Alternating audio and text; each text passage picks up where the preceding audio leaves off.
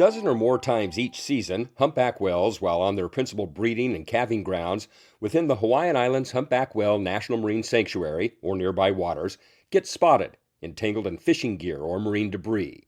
In the worst cases, this material can kill the animal. This is about overall familiarization. We have a very experienced team on board today.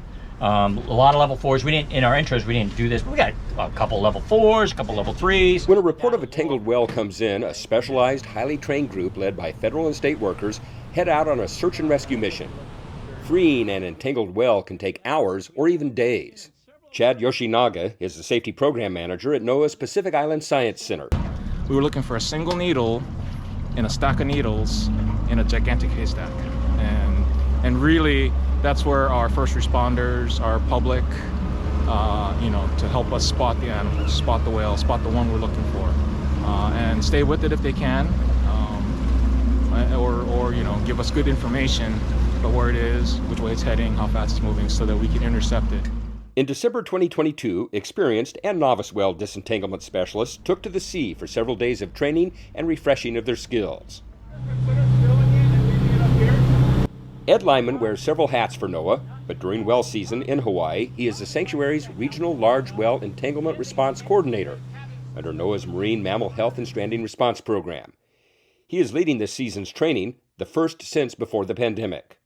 Lyman says they're working around enormous moving animals, at times in heavy seas and always from moving boats. The safety of the disentanglement teams is paramount. 10. 1 is the least risky, 10 is the most risky. Training begins with a thorough onboard briefing, which includes a check on the experience level of each team member, their comfort level in performing various tasks, and how they're feeling in general. 1, 2, 3. Responses often involve 2 vessels. The support boat that carries an inflatable boat that is aired up en route and then launched when a tangled whale is spotted. So what we're doing here is inflating this inflatable boat, a soft bottom inflatable, because this will be our approach boat. And then the boat we're on becomes the support boat. It's risky enough business trying to cut a 40-ton whale free that you want to deal with the what ifs. So one boat is going to approach, going to work on the whale, the other one is there to protect you. What if? For training, the bow of the support boat carries a wooden whale tail draped with various sizes of fishing line. It becomes the stand-in for a live animal to give everyone an opportunity to practice or learn how to throw grappling hooks and cut lines while bouncing around in the waves, all while managing a large knife at the end of a 14-foot or longer pole. It's not easy work and requires years of practice and experience. Whale disentanglement crew members earn designations that are part of an incident command system from 1 to 5, from least experience to most experience.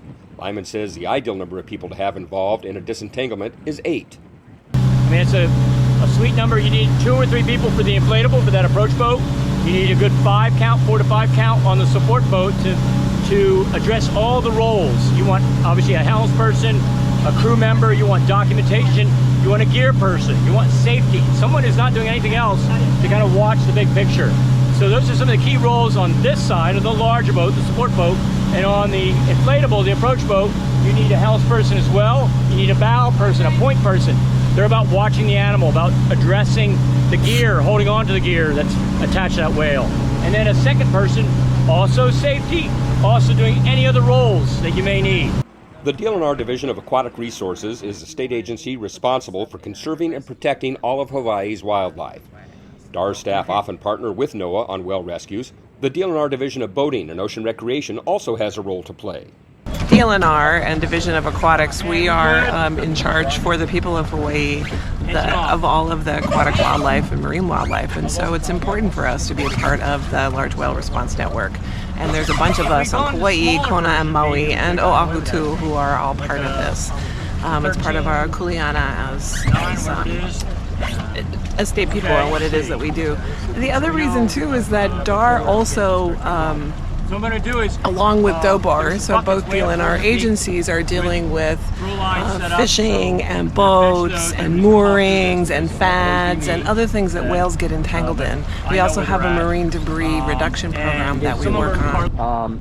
Your speed was good, Danny, and Janine, I wanted her to watch that recovery because there are some blades and there is a sponsor. And you can either hold it like that or with whichever way you prefer. It takes years of experience to become a top-level disentanglement expert, but no matter their level of experience, the people who free wells are dedicated and passionate about what they do.